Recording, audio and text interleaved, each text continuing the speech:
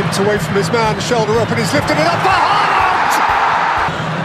Haaland! Oh, wonderful!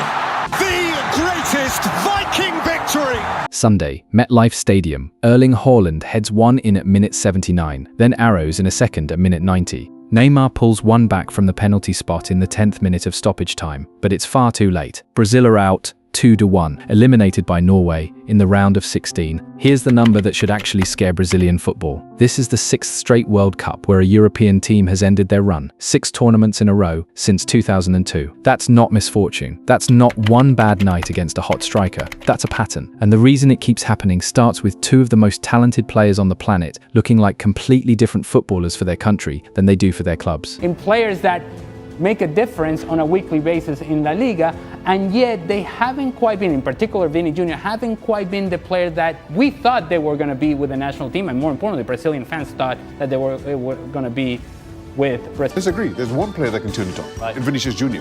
Outside of that, I think this is a desperately underwhelming Brazil. Let's run the numbers, because they're brutal. First round of 16 exit for Brazil since 1990, 36 years. 6th consecutive tournament eliminated by European opposition.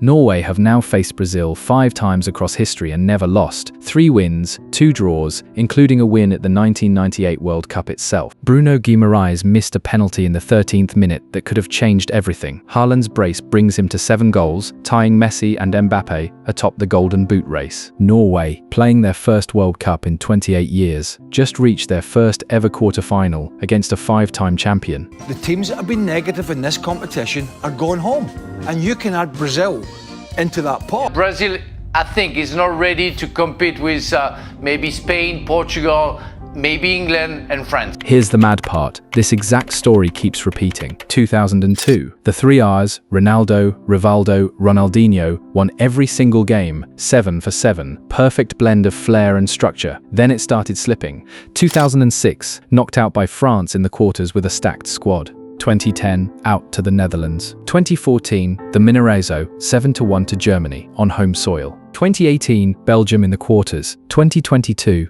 Croatia on penalties. 6 tournaments, 6 different European opponents. And in 2026, the exit came even earlier than any of those. 5 World Cups in the trophy case. The most decorated federation in the sport's history. And yet the same European war every single time. Nah, I know what some of you are thinking. Haaland's just unstoppable right now. Anyone loses to that. Except Brazil generated the better chances in the first half. 1.06 expected goals to Norway's 0.35. Vinicius was denied twice by Haaland.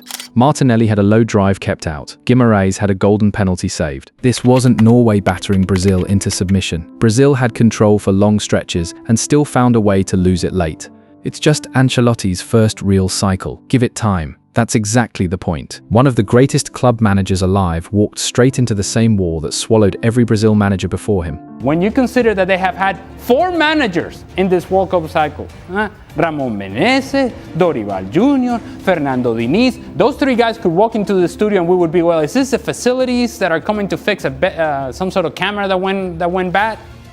We don't even know who these people are. Let's go inside exactly how this collapsed. Minute 3. Norway think they've scored, ruled out for offside. Minute 12. Aja brings down Cunha in the box. VAR overturns the no call. Penalty to Brazil. Guimaraes steps up. Haaland guesses right, saves it low to his left. Minute 41. Vinicius steals the ball inside Norway's box. His shot to the near corner is well saved again. Second half, the heat slows everything down. Brazil let Norway dominate possession. Endrick wastes a 1-on-1 off a brilliant Vinicius through ball. Then, minute 79, shoulder-up crosses. Haaland rises above Gabriel and heads it home. Minute 90, Haaland collects a pass just outside the box and arrows an unstoppable shot into the bottom corner. 2-0.